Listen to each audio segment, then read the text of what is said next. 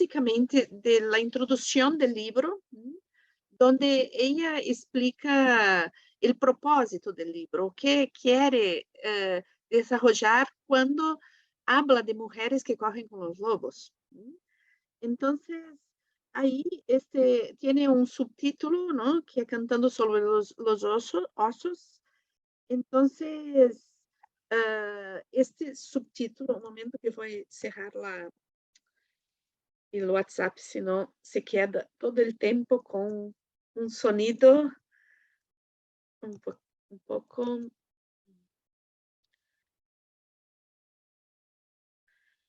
Un momento. Aquí. Ok. Entonces, este capítulo, ¿no? Es que sería la introducción. Ella va a hablar básicamente del propósito de todo el libro, ¿no? Entonces, dos temas que van a ser recurrentes digamos, la línea que serve a todo el libro. Y acá tenemos mucho contenido simbólico en este sentido, ¿no? Entonces, cuando pensamos en el símbolo, ¿no? Tenemos dos símbolos acá, ¿no? Importantes que son una simbología arquetípica en realidad.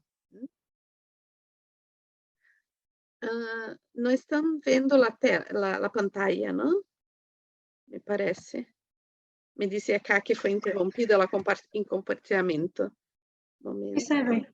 Tava bom para mim, tava aparecendo. Estava? Porque ele me informou que não estava. Bien, volvemos. Entonces, hay algunos temas, ¿no? Que, que son, digamos, que son la línea que que vamos a percorrer en todos los cuentos, ¿no? Entonces, hoy no vamos a ver exactamente un cuento específico, pero vamos a ver dos arquetipos que son las bases del libro, ¿no? Que es la mujer salvaje, ¿no? El femenino como un aspecto salvaje, el lobo, porque ella dice que hay una coincidencia muy fuerte entre estos dos arquetipos, ¿no? Entonces, en el vídeo que yo hablé, que está más extensamente desarrollado la teoría, ¿no? Que está en la playlist del canal, ahí yo hablo mucho sobre o que los instintos, porque es importante, ¿no? Comprender o que é instinto para saber por que são reprimidos. Então, aí eu hablo muito longamente disto e também hablo longamente a respeito de o que é um arquétipo, que é outra coisa que muitas vezes damos por óbvio, não? Instinto e arquétipo todos vão compreender, e são palavras que estão muito carregadas de preconceitos, prejuízos, e também com mucho equívoco en la interpretación. Entonces, ahí en este vídeo que yo indiqué, después para quien está asistiendo solamente este vídeo, yo coloco de la descripción también el link, ¿no? De este otro vídeo que es más extenso, ¿no? Entonces, hoy acá vamos a ver resumidamente o que vamos a trabajar, ¿no? Entonces, podemos ver assim, de uma forma muito sucinta, que o instinto é um comportamento inato, é um comportamento, ou seja, um comportamento que não aprendemos, que não existe aprendizagem, vem com nós, não? Isto é uma característica dos animais, não? Os animais têm comportamento instintivo e é muito interessante, porque quanto mais complexo é um sistema nervoso, mais este comportamento instintivo tem um fundo em nosso comportamento, pero está modulado por interferência das relações grupais, ¿no? Estes são sistemas vivos que têm relações grupais, relações com o ambiente, relações com outros seres, ¿no? De la misma especie.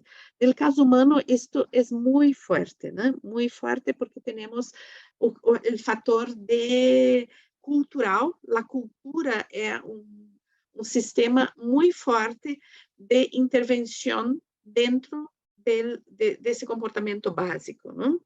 Entonces, los instintos, ao contrário do que pensamos normalmente, não são forças irrefleáveis e perigosas. O instinto é uma força que tem como raiz, como base, la conexión con la vida y la regulación del comportamiento, ¿no?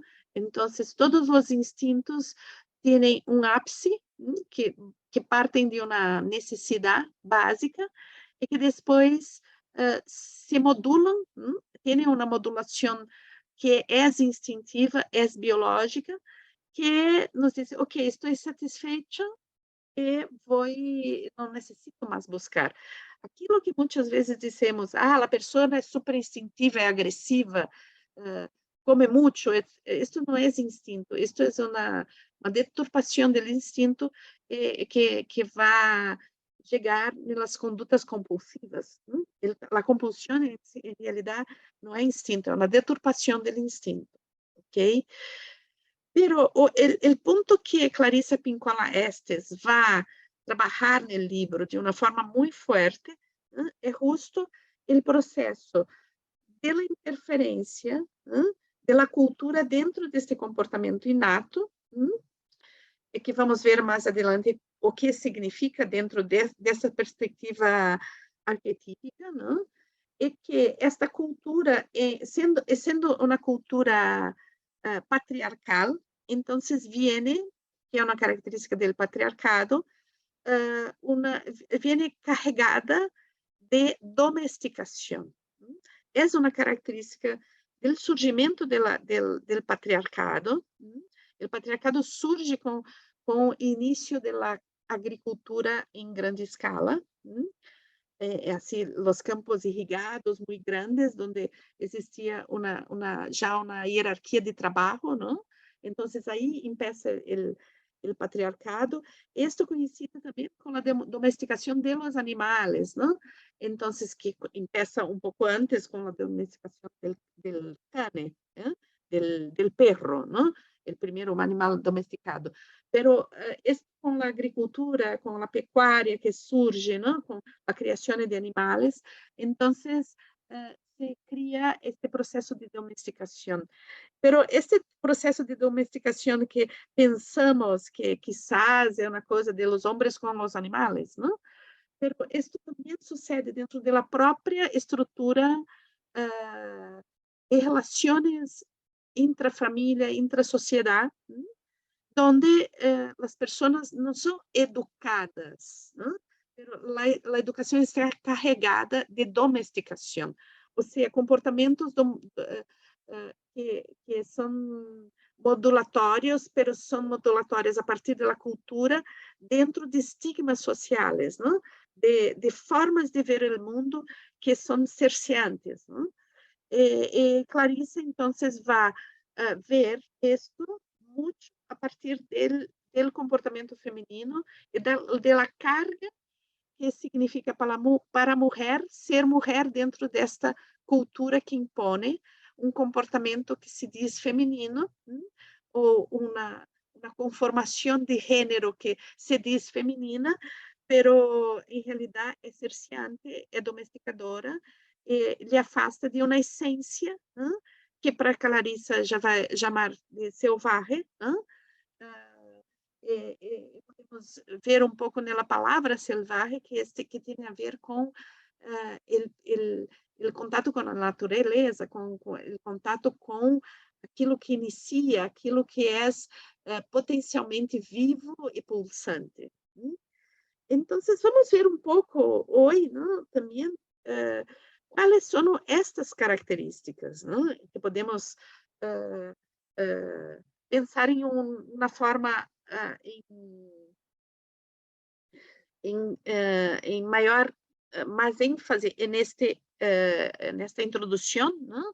Então, ela vai dizer que vamos trabalhar sobre este arquétipo, que ela vê que existem tantas coincidências entre as características de los lobos e de las mujeres selvagens, ¿no? Entonces, vamos ver agora um pouco también cuáles son esas características que ella viene en común, por esto que son mujeres que corren con los lobos, ¿ok?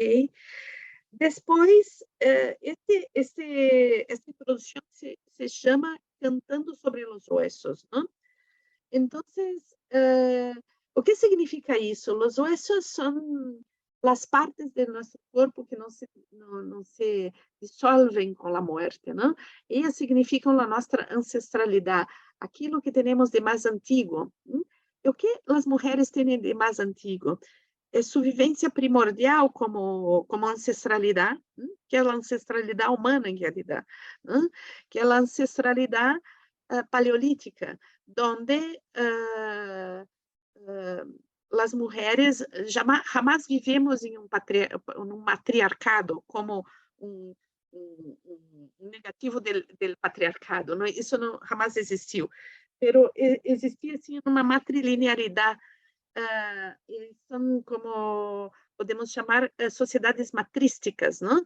Ou seja, com um princípio completamente diferente, cultural, diferente daquele do patriarcado. São sociedades mais participativas, menos modulatórias do comportamento e da diversidade. Então,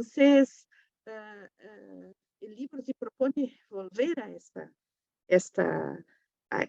ancestralidad, que no es una ancestralidad directa, así como mi abuela, no, es una abuela muy antigua. Esto va a aparecer ahí dentro de algunos personajes, ¿no? Como la loba, como Baba Yaga, ¿no?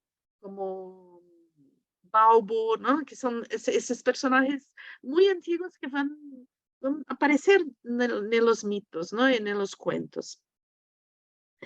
Y el punto básico que Clarissa dice que existe dentro de la sociedad como domesticación es la domesticación, el cerceamiento de la creatividad femenina, ¿no? Entonces, que el resgate de esta ancestralidad no se dá exatamente por rituales pré-moldados, pero sí por una facilitación del contacto con el potencial creativo y la integración de la identidad de esta persona que lee el libro, que hace el trabajo que estamos haciendo, que se propone a entrar en contacto consigo misma, liberar a expressividade existencial, a criatividade existencial.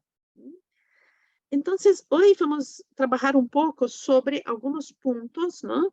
Que têm a ver com estas coincidências, ¿no? Arquetípicas entre o lobo e a mulher em seu estado não domesticado.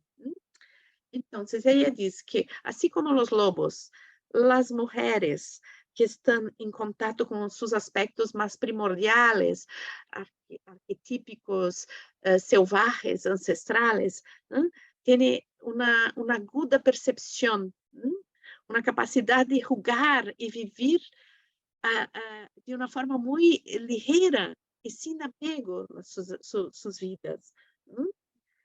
Uma capacidade de cuidado afetivo de suas relações, incluso consigo mesmo. É uma pessoa curiosa, tem resistência e força, é adaptável, tem muita coragem e intuição.